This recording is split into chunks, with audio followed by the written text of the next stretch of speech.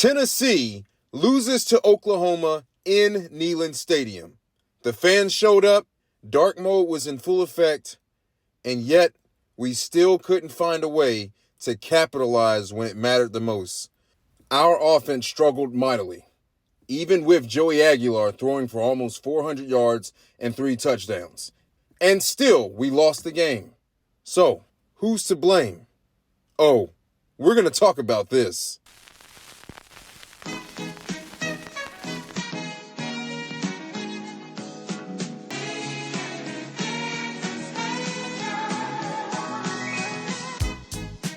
Welcome to the Vol Patriot podcast. I am your host, the Vol Patriot, Patriot of the Volunteer Nation, and my co-host, Jay Mello.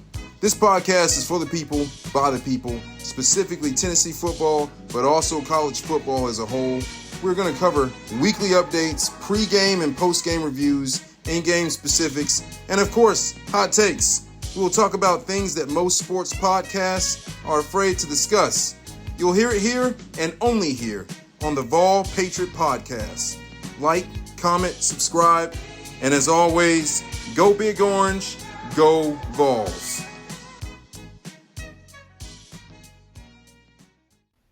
Vol faithful, there is no reason to sugarcoat anything that happened the other night against Oklahoma.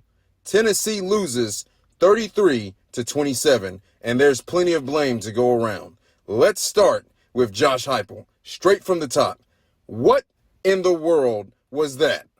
Offensively, we looked horrible. I can see us making mistakes. I can see us not playing a complete game. But that? You're telling me that Joey Aguilar threw for almost 400 yards and 3 touchdowns, and we still lost the game? Josh Heupel abandoned the run game for no reason. He allowed his quarterback to put himself in some pretty bad situations. The first interception, you should have realized, hey, they're playing the quarters. They're playing deep, right? They're trying to take away any sort of deep threat. Let's go ahead and throw a couple of underneath route passes, or the middle of the field was open. Let's maybe throw some screenplays. Maybe we just throw a quick at 8, quick at 9, which is just to the boundary. Maybe we throw a quick swing play to the running back. I don't know. You're a great offensive mind, so tell me, why is it that I'm telling you that this is open? We watched it throughout the game, and none of that happened. But we can get cute on 4th and 1 when we got to have it and throw it to the freshman tight end. It was such a great play. Everyone was so surprised, even the tight end. Oh, wait, I'm supposed to be catching this football? I wasn't ready, coach. That's what it looked like to me. Why don't you put Davis or Miles Ketzelman on that one? I don't understand. You can put the freshman tight end out there. Have him block. Have him go out for a dummy route.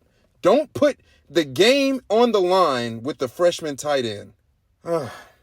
Vol faithful, I don't know what to say here. I have defended Josh Heupel throughout the years. But today I'm waking up, I'm smelling the roses, I'm drinking my coffee, and I'm thinking to myself, fire Josh Heupel. I'm just going to be real. Fire Josh Heupel, because Josh Heupel is responsible for why Tim Banks is still there. Or any other coordinator that's probably not teaching our players, defensively that is, the technique needed to be on the field to get key stops. He's responsible for the preparation of the football team in general, be it making sure Tim Banks is running a complementary defense to his offense, whether or not he understands what his defense is so he can do the same thing to help out Tim Banks. But clearly that didn't happen. Rarely this season have you seen the offense and the defense play complementary football. In every game we've been in, either the defense was terrible or the offense was terrible. It's never been, hey, both teams have been relatively pretty good or at least decent. No, the offense has been on fire or the defense has been on fire. The offense has been bad or the defense has been bad. And this past Saturday, the defense did what we asked them to do. Get a couple of stops. They did more than that. They got turnovers. Offense couldn't do anything with it, guys. The offense couldn't do anything with it at home. Nope. You don't deserve to be in the playoffs when you play like that. You don't deserve to hear your name called for a spot in the playoffs when you play this horrible at home. No one wants to see that. No one wants to see another year where we go and play in Ohio State and get the doors kicked in on us. Because that's exactly what would happen if Tennessee goes to the playoffs. let's just say you have home field advantage, and gets embarrassed on your own field. If John Mateer and his one hand, and a defense that actually was pretty banged up, missing some of their star guys, can do this to you, what are you going to do in the playoffs? And when I say can do this to you, you did it to yourself. Once again, you broke out the beat 'em down stick and you applied it to your own backside. Have you ever seen a dog chase his tail? What happens when he actually catches his tail and bites down? They kind of yelp and maybe not do that again. Not Tennessee. Over and over and over again did we shoot ourselves in the foot. Over and over again did we bite ourselves on the tail and said, gee, I'm going to do it again. What are we doing? And Josh Heupel is at the center of all things of what happened the other night against Oklahoma. So this brings me to my point, guys. What are we doing about the coaching staff at Tennessee? What are we wanting to do about the coaching staff? Because it seems that as good and I'll even say as great as an offensive mind and a quarterback whisperer that Josh Heupel is, don't get it wrong. I love the guy. I think he's generally what you want at Tennessee. But even myself, the Vol Patriot, who does not even care for the name I'm about to drop, is thinking, maybe we just need to go ahead and drop the big dollars, outbid LSU and Florida, and go get. First you have to fire Josh Heupel. Oh my gosh. That alone is a pricey take. But then how much money are we going to pony up to go and get a Lane Kiffin? I just said it because, to be honest with you, I just want to win, guys. I just want Tennessee to be back on top where they belong. Tennessee has been a sleeping giant for years. And before that, they were the Giants. No, not no more, guys. Not in the recent times. There are people younger than myself who go, was Tennessee ever good? Was Tennessee ever good? Are you kidding me? The team that hosted Peyton Manning, Leonard Little, Al Wilson, Peerless Price, T. Martin, Casey Clausen, the Gator Killer himself, Jabari Davis, Eric Berry, John Henderson, Albert Hainsworth, and Reggie White. Guys, these are legends at Tennessee. These are guys who paved the way for the program to be where it is now. And this is the type of product we're putting on the field. And I don't just mean the recruits. Look, you can take a 3-star guy who wants to be at Tennessee, who wants to be a better player just in general, and turn this guy into something special because you developed that guy. Sure, it might take a couple of years, but his third year, you're going to see something special. Maybe even his second year, depending on his true potential. Because let's just be realistic. These 3, 4, 5-star, who's ranking these guys? How many guys do we know who are just ballers? Guys who are just super athletes that, well, you know, he might be considered a 2-star in the scale of things. Why is that? But I digress. At the end of the day, it's up to Tennessee to recruit these people who we know for a fact have the true potential to be on the field, who have the traits and the dog mentality within them, and go create something special with these guys. You still get 3, 4, and a couple of 5-stars, and what have we done with it, guys? What have we done with it? Someone has to develop the talent. So that tells me Tim Banks and whoever else that he's got developing these guys, they ain't it. Josh Heupel, great offensive mind, but in crucial moments, we have to encourage him to, hey, man, put your foot on the throat of your enemy and don't let up. Step on the gas. Put 70 points, dadgummit, on the team and don't apologize. Look at Drinkwith. He got his little feelings a couple of years ago when Tennessee said, we're going to run up the score. I'm not apologizing because your defense sucks. But Josh Heupel, well, your defense needs you to be just all that in a bag of chips and you let off and let teams come back and beat us. Here is the perfect example against Oklahoma where we should have just blown the doors off of them and Josh Heupel caused some of the craziest things.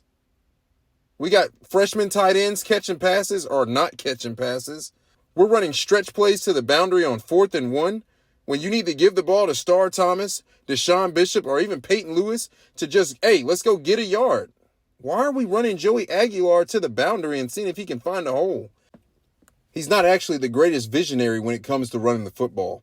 And it shows. Not saying he can't run, but a designed stretch play to the boundary and you expect him like a running back to have the vision to cut up field and make a play. The only time I've seen him do that successfully was against Mississippi State. All this to say, as a volunteer, we can't have this. We cannot have mediocrity across the board when it comes to Tennessee football. I'm sure you're going to have your media personalities and sports podcasts, blah, blah, blah, say well, hey, you've only lost 3 games. You've done relatively well for a team that, had to replace their quarterback in the middle of this. I don't care. I don't care because you know what Josh Heupel showed me? That this football team only needed a quarterback. Well, we got one. Why are we wasting his talents? Sure, did Joey Aguilar's stock go up from coming to Tennessee and showing out the way he's done? Sure. But are we wasting all those other players who fought hard to get to this point? Win in advance, and maybe we can get to a playoff and have a good seeding. I mean, I believe if we won out, we would have made it to the playoffs, hands down. You go out here, beat Oklahoma, beat Vanderbilt, beat Florida, you're going to a playoff. All you had to do is do your job. And you know what? I can't even look at the players. I have to look at Josh Heupel. His play calling jeopardized our ability to effectively affect their defense.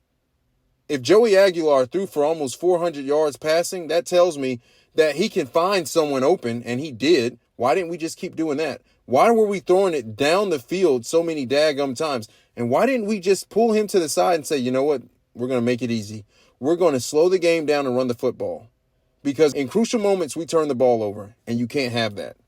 And then, of course, the defense had to make a mistake eventually. They only played lights-out football for, I'd say, 3 quarters in total with a few mistakes, and you got to credit that to Tim Banks because anytime you're dropping your guys 20 yards off the ball and it's 3rd and forever, come on, bro. Come on, man. Tim Banks doing Tim Banks things. I don't want to get beat deep. Well, he's not passing the ball. He hadn't done it all game. All his passes were a chore, and they were off of broken sets. So what does he do? He runs for 20-plus yards, and all he needed was 16. Things like that happen. That's on Tim Banks. Final thoughts.